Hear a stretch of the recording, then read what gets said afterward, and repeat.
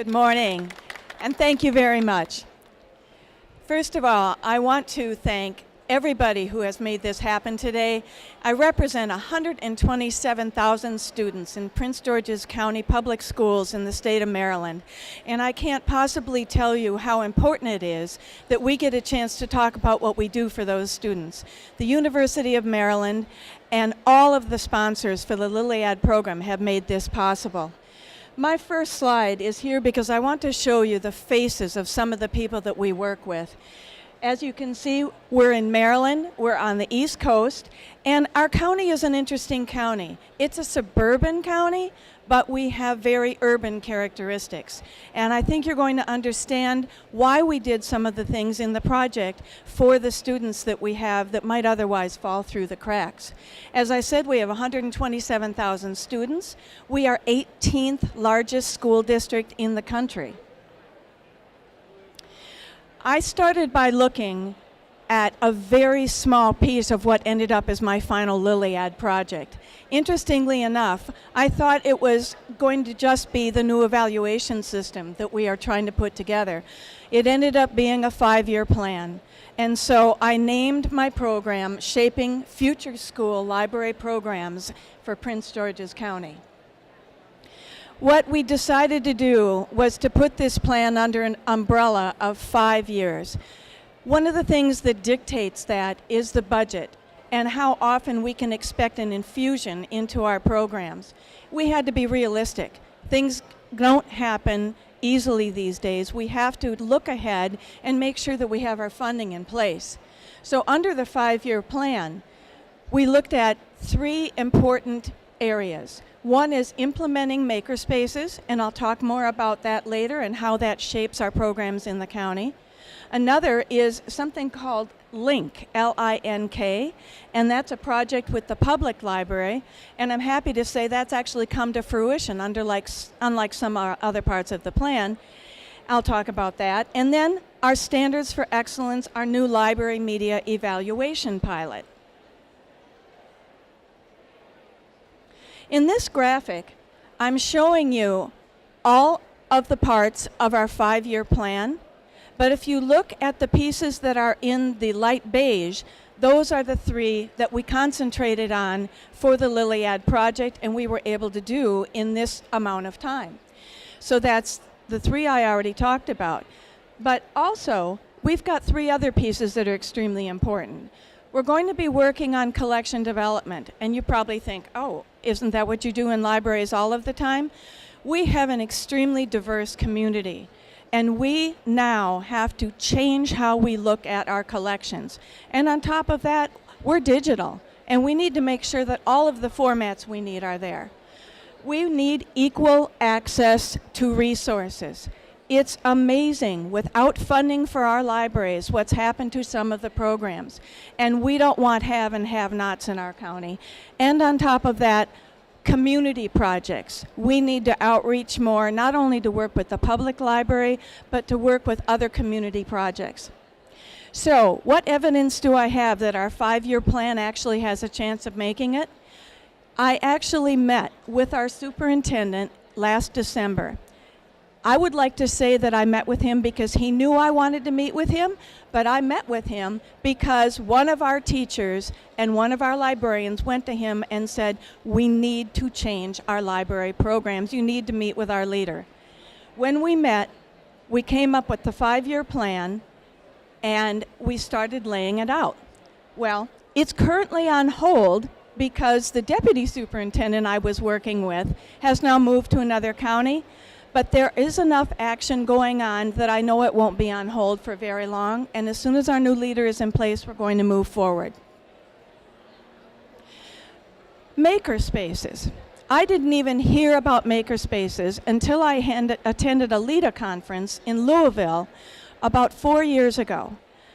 When I was there, only public libraries had makerspaces. I walked away from that conference and I said, this is the next thing. We've got to get these because it's inquiry-based. It's hands-on. It allows our students to create their own thinking. And so what evidence that that has worked? Well, first of all, our LILEAD group and Jeff Descala helped 4 of us put together an article that has been published in Young Adult Library Services magazine.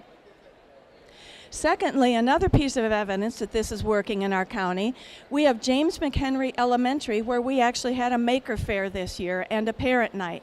It's been ongoing for the whole year, and those kids couldn't wait to present.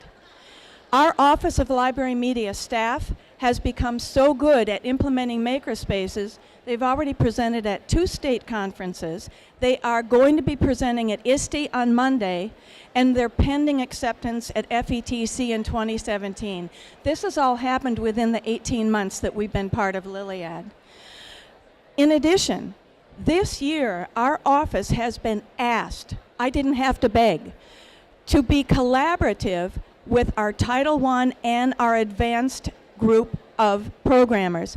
My team is writing curriculum with them this summer, and this means that all the librarians are going to be in all of our Title I schools and all of our advanced enrichment programs.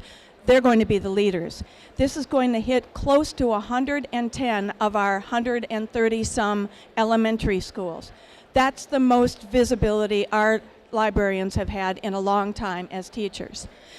Finally, and this might seem kind of silly, but I'm actually on a memorandum with somebody now that's going out to the principals and the deputy superintendents saying, our librarians are teachers, and this is incredibly important.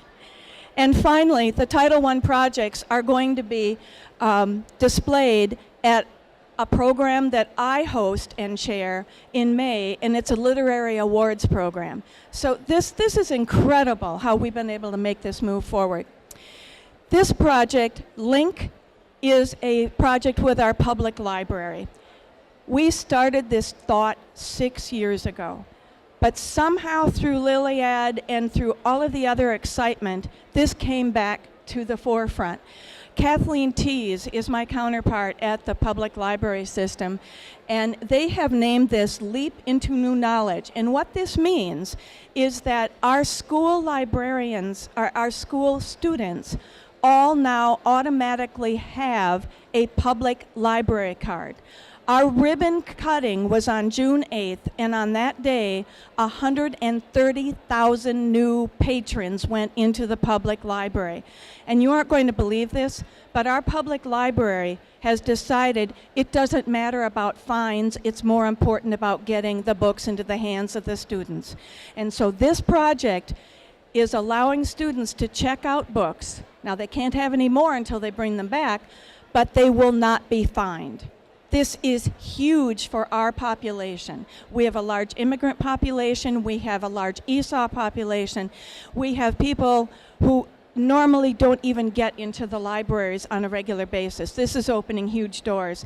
And on top of that, we've now got an app that when you open it, they see our libraries as well as the public library. This is huge. All right, and the final program that we're working on that's really big right now, we had to come up with a new evaluation system in Prince George's County. There are 25 unrepresented groups that include guidance counselors, nurses, reading specialists, media specialists, who have such outdated, I think 1998 was the last time that the evaluation was worked on. So this year, we are working on the evaluation system. My evidence consists of the fact that we've been having meetings for over 14 months now on this. But what I found out is that they like the work that my staff and I have done so much. We've become the first pilot that's going to be implemented in about a month and a half. And so we're really scrambling to make sure that this moves forward in a way that we think is meaningful. But as you know, the good thing about a pilot is that gives you time to work through what matters and whether we're approaching it the right way. Because the last thing we want to have happen to our librarians is for them to feel that this is punitive. We want this to be constructive, and we want it to be a good model for the rest of the groups that move forward. Our students matter. And we need to make sure that our morale and our staff benefits our students. All right. Finally, I'd like to give you my contact information. My email is sbloom@pgcps.org. There's my office phone number, and my address is below. We would love to have you come. We like to give tours. Call me, email me. And I really want to thank everybody for the opportunity to bring my children into your world, because these kids are wonderful. And I really feel blessed to have been picked to be part of the LILEAD project, because I get to represent a normally very underserved part of Maryland. I want to thank you so much, and if you have any questions, thank you. I'd be happy to answer.